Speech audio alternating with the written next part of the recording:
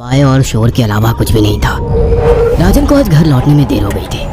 रात के सन्नाटे को वो अपनी साइकिल से चीरता हुआ चला जा रहा था। वो गांव की नदी तक पहुंचा ही था कि तभी उसे नदी के पास एक काला साया दिखाई दिया जो नदी के किनारे पानी को घूरे जा रहा था। इतनी रात को नदी के पास देखकर राजन के ना जाने क्यों रोंगटे खड़े हो गए। उसे ऐसा महसूस हुआ मानो उसके पैर साइकिल के पैडल पर जम गए हो। राजन कपकपाते हुए होठों से बोला, कौन है वहां पर? राजन ने इतना बोला ही था कि अचानक वो साया बिजली की रफ्तार से दौड़ता हुआ राजन के नजदीक आ गया। राजन की नजर जैसे ही उस साये पर पड़ी, उसके हलक से एक भयानक चीख निकल गई। इस घटना के 1 महीने बाद अर्जुन का सारा ध्यान ड्राइविंग पर था। उसकी पत्नी शिखा कार में ड्राइविंग सीट के बगल में बैठी हुई एक मैगजीन पढ़ रही थी। शिखा ने मैगजीन रखकर अर्जुन की ओर देखकर कहा, और कितनी दूर रह गया है तुम्हारा गांव अर्जुन? बस थोड़ी दूर रह गया है, आधे घंटे में हम पहुंच जाएंगे। तुम्हारे चेहरे पर इतनी टेंशन क्यों है? टेंशन क्यों नहीं होगी शिखा, मैंने अपनी माँ को बगैर बताए तुमसे लंदन में शादी जो कर ली। पता नहीं माँ तुम्हें देखकर कैसे रिएक्ट करेगी। डोंट वरी अर्जुन, मुझ पर भरोसा रखो। तुम्हारी माँ को मनाने की जिम्मेदारी मेरी है।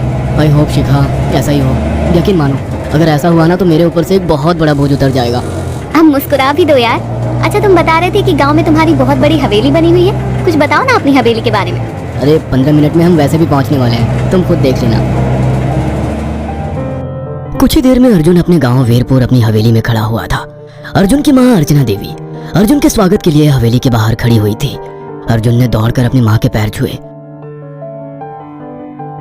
और डरते हुए बोला, ये शिखा है माँ, मेरी पत्नी। हम दोनों ने लंदन में शादी कर ली।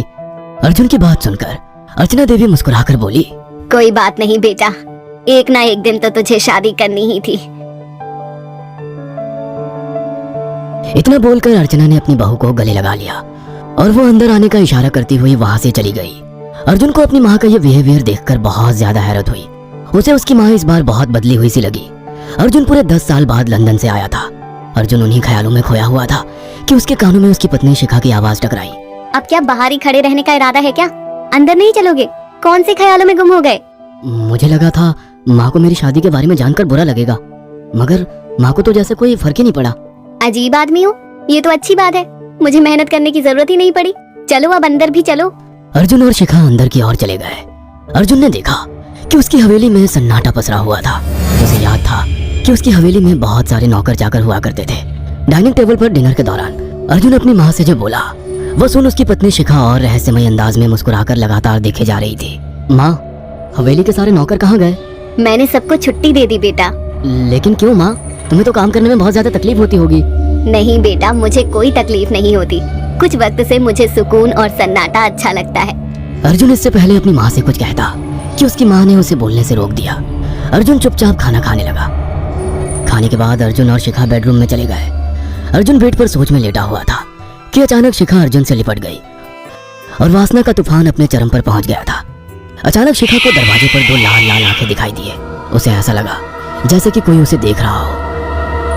शिखा ने तुरंत बेड से उठकर अपने कपड़े पहन लिए। क्या हुआ शिखा? अर्जुन, मुझे ऐसा लगा जैसे कोई हम दोनों को देख रहा हो। पागल हो गई हो क्या? हवेली में सन्नाटा पसरा हुआ है, एक भी नौकर चाकर नहीं है। तुम्हें वहम हुआ होगा। तुमने तो सारा मूड खराब कर दिया शिखा, अब सो जाओ। उस रात अर्जुन तो गहरी नींद में सो गया, मगर शिखा की आंखों से नींद को सो दूर थी। अगली सुबह शिखा जल्दी उठकर किचन की ओर चली गई, मगर उसने देखा कि उसकी सास अर्चना नाश्ता तैयार कर चुकी थी। माँ, आपने तकलीफ क्यों की? मुझे बुला लेती आप। शिखा की बात सुनकर उसकी सास अजीब से अंदाज में शिखा की ओर देखने लगी। उनके देखने के अंदाज में पता नहीं ऐसा क्या था कि शिखा को अपने रोंगटे खड़े होते हुए महसूस हुए। अर्चना धीरे धीरे करीब कदमों से शिखा के करीब आकर बोली, कोई बात नहीं बेटी, तुम्हें अब यहीं रहना है। तुम सिर्फ मेरे बेटे के साथ प्यार से रहो और जल्दी से मुझे एक पोता दे दो। काम की चिंता मत करो, वो सब मैं कर लूंगी। कुछ ही दिनों के बाद अर्चना गर्भवती हो गई।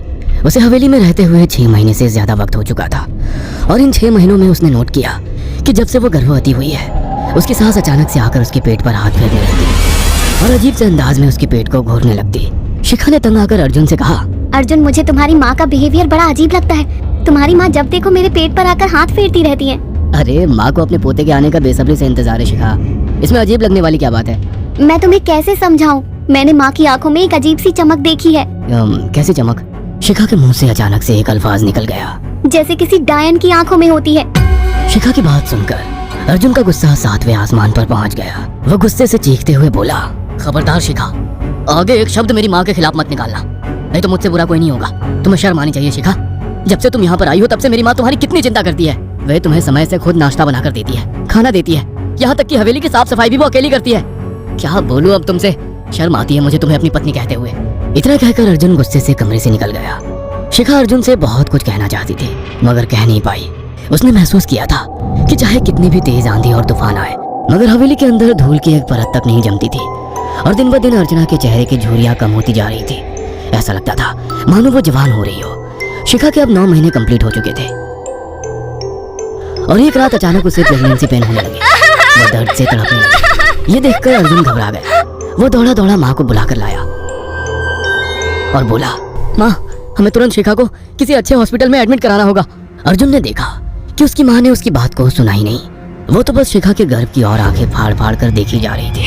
अर्जुन एक बार चिल्लाकर कहा, माँ हमें शिखा को इसी वक्त हॉस्पिटल में एडमिट कराना होगा। नहीं, शिखा की डिलीवरी हॉस्पिटल में नहीं, इसी हवेली में होगी।